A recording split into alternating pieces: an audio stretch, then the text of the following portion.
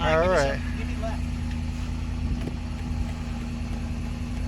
So I got a guy behind me. All right, give me right. We're testing out everything. Oh fuck!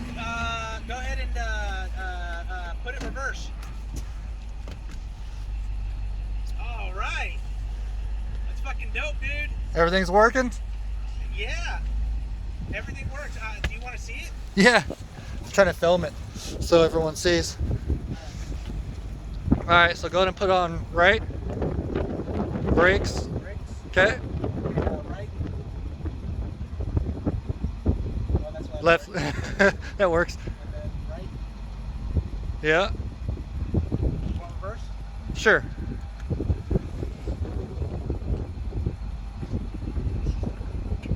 All right, look at that. It freaking works. Awesome. Cool. Put in park and kill it.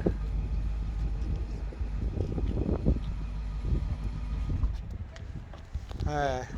Since I'm in Europe, I had to buy my buddy has an adapter to go from US to Euro because I got a Euro trailer.